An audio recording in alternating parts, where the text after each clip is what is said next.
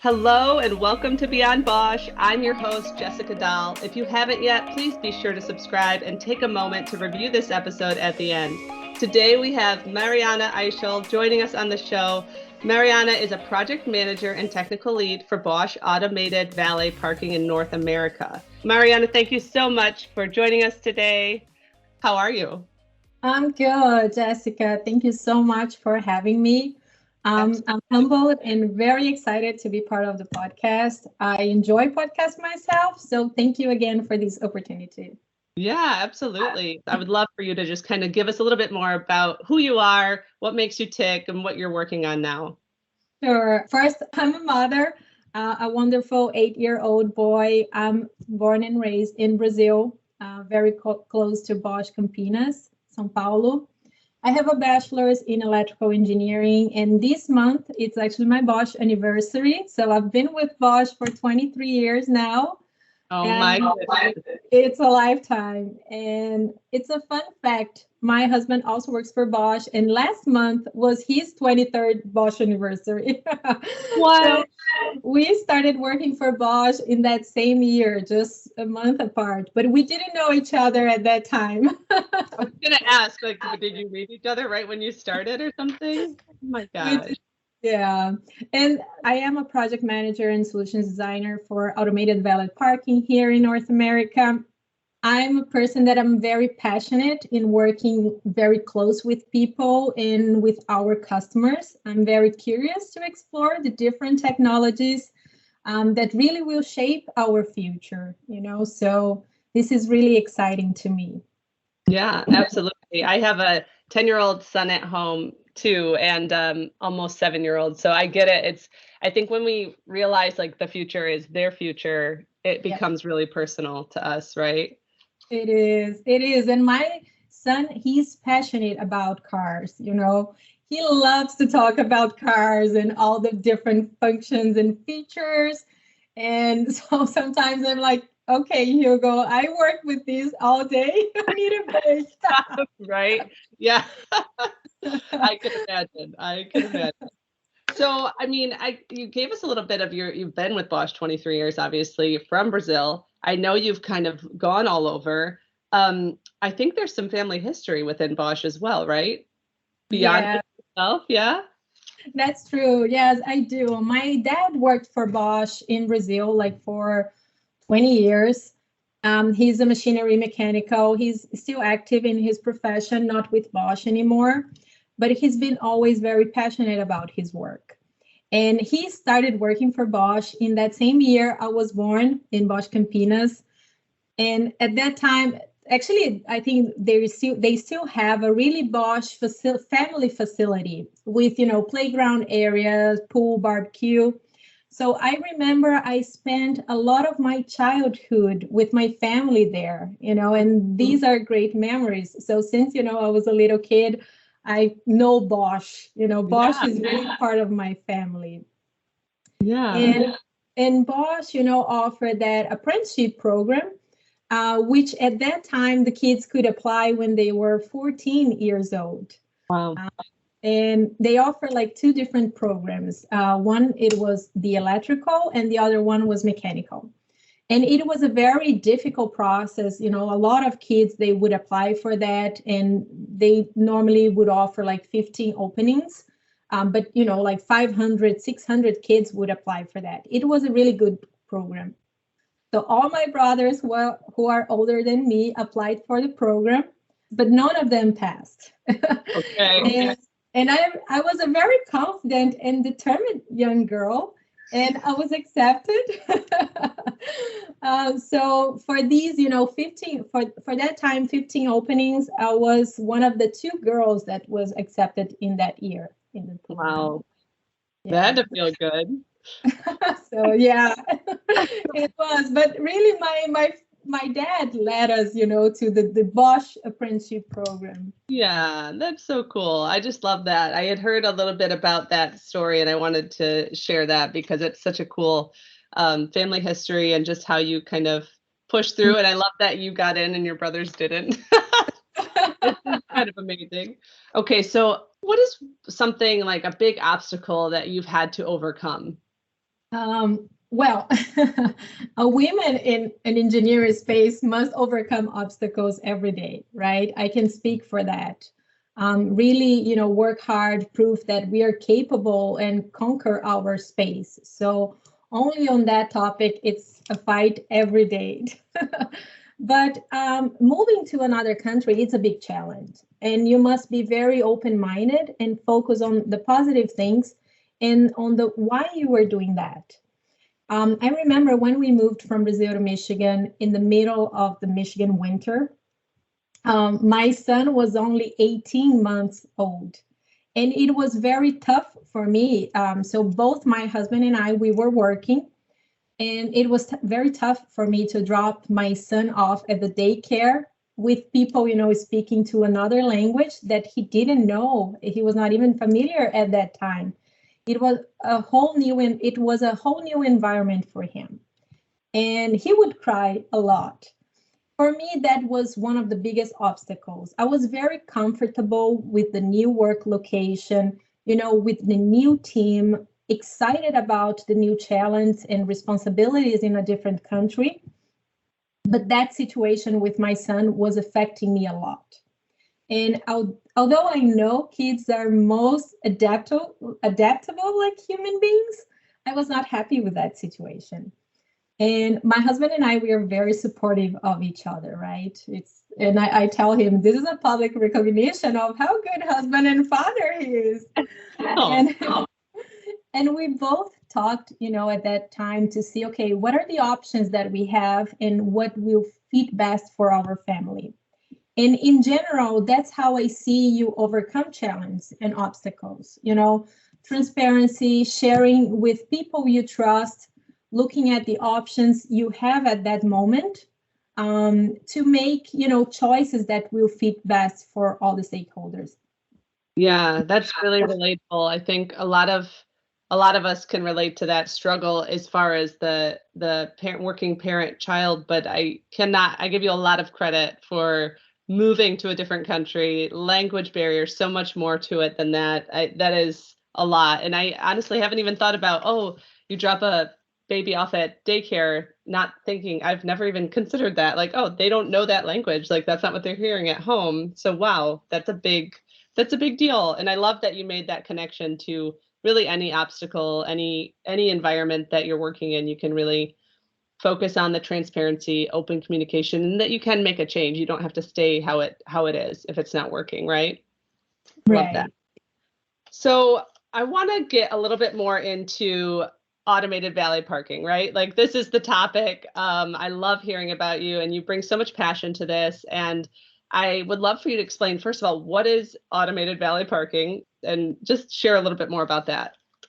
Yeah, sure. So automated valet parking, it's a fully automated system which enables driverless parking without human supervision. So it's we call SAE level 4 system. And all the driver must do is to drive the vehicle to a drop-off location and start the parking process through the smartphone app.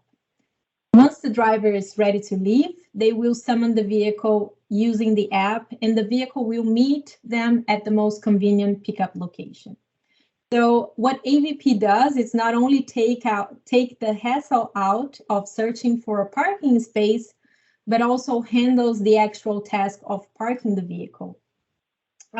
So the system that we use follows an infrastructure-based approach, which is the interaction of the vehicle technology with the smart infrastructure. So because of the sensor technology used in the parking garage infrastructure, the vehicle requirement, it's largely limited to a software enablement, which leverages existing vehicle hardware. And on the parking garage infrastructure requires some sensor technology combined with IT technology. So we can use to calculate, all the travel distance, ensure that the system is safe.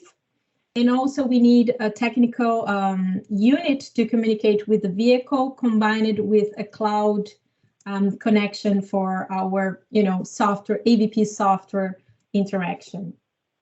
Yeah. So is that something that is happening right now? Is this in more of a prototype phase? Can you tell me a little bit more of that application? Yeah, so that's happening right now. So we have our first commercial deployment that it's about to be released in Germany at the airport in Stuttgart. And we are ready, this is ready for the market. And that's why we take this infrastructure-based approach, because it's ready now. We know that autonomous vehicles, so solutions that are vehicle-centric, are still in development. And with this approach, we have a system that it's ready for the market that can happen now.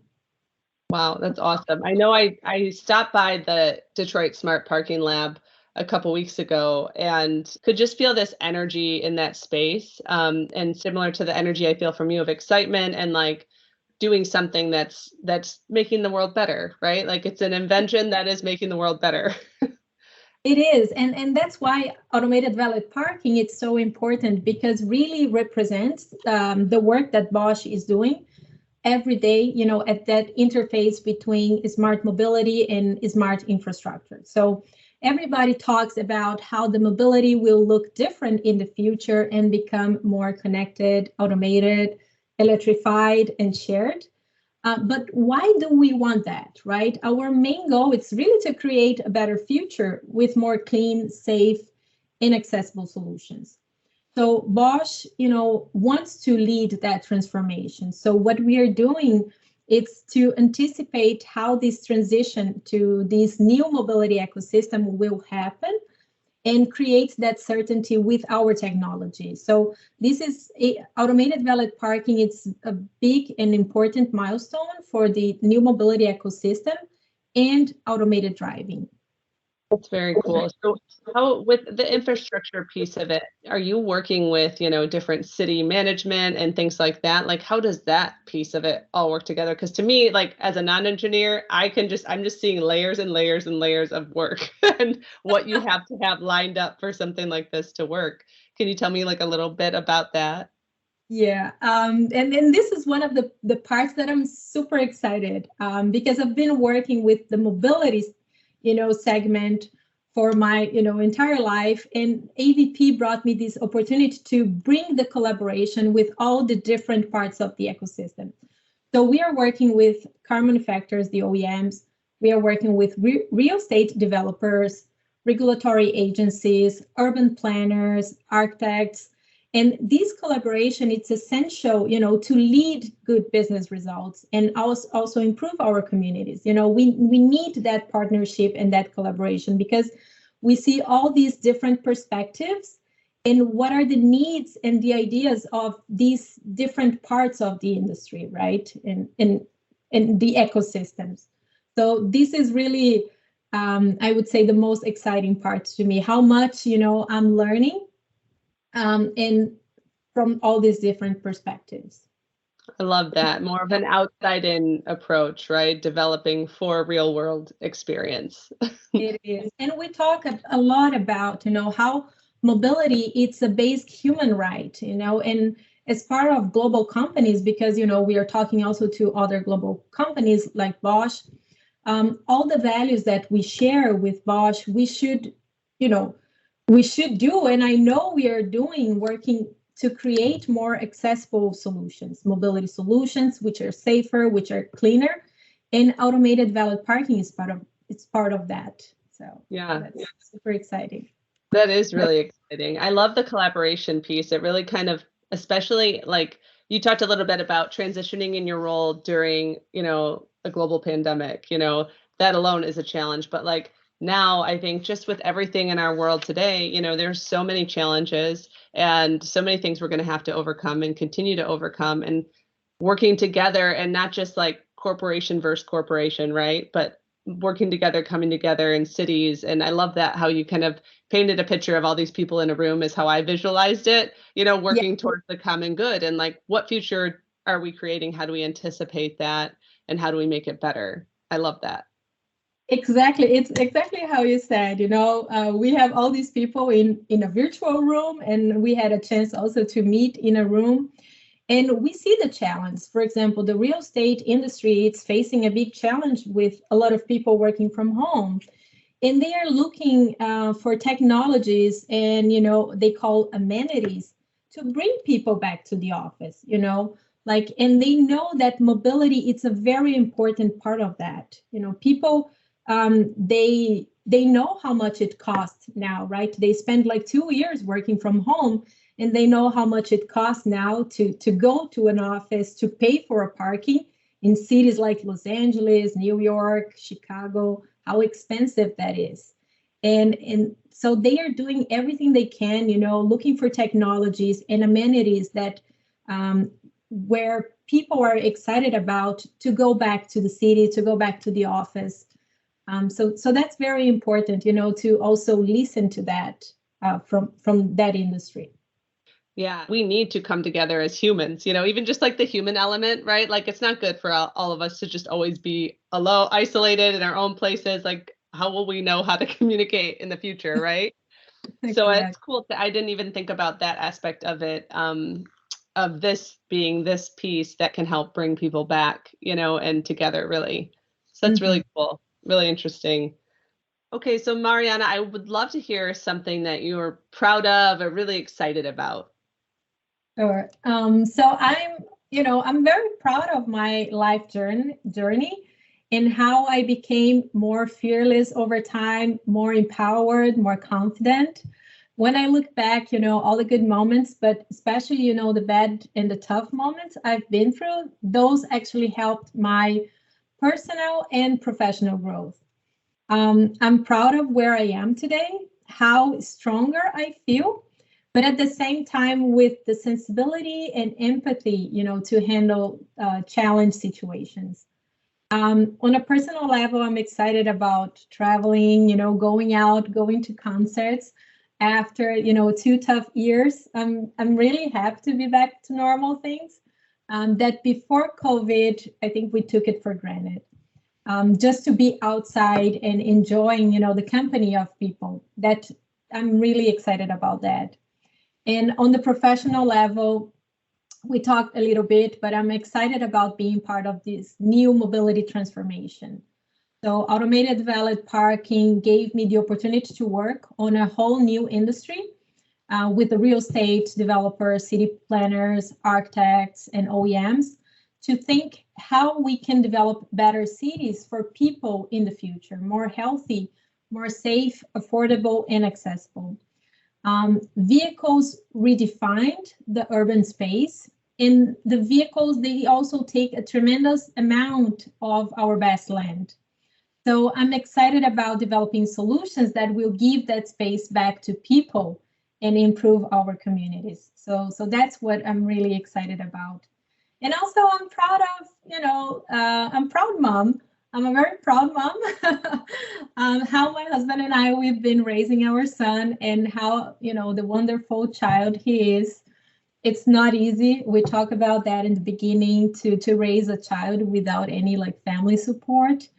But I believe we're doing a very good job there. Oh, that's wonderful. I love that. All of those are wonderful things to be proud of. Absolutely. And I really love the little piece that you just said about giving the land back to people. Another piece, there's been so many of these little nuggets that you've said that I have not thought about or heard before when we're talking about developing for the future mobility. And I think they're very good. They're very poignant and really make me feel something. I just want to make sure that we elevated that, because that's really interesting approach of taking the land back for us people, right? Like, why does a car need that? So I love that. Yeah, what a good motivator, right? To keep going. Yeah. It's so nice because we are with the developers, the architects, and they share, those sketches and pictures of what cities will like in the future. And they put a picture of a downtown area with a bunch of cars parked, and the future where they have actually really nice pedestrian areas with a lot of trees and, like shops and people actually walking. So it's, it's that feeling. I want to live in that in the future, in that city in the future. It's where I want to be. So that's very interesting. Yeah, and what a great legacy to be leaving. You're working on something that's gonna outlast you, right? That's going to better our future. I think that's really powerful too. Right. Nice. I love to ask anybody who comes on here what their favorite piece of advice is. And it could be personal, career, first thing that comes to mind.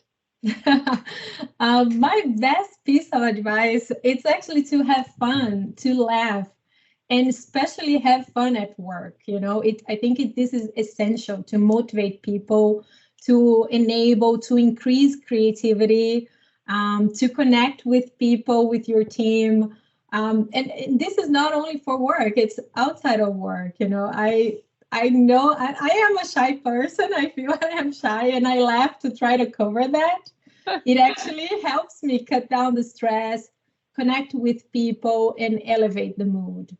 And it doesn't have to be anything complicated, like just simple things that we do, like sharing fun stories, things that happen over the weekend, a nice compliment, to be able to create that feel good, fun work vibe, celebrate little moments.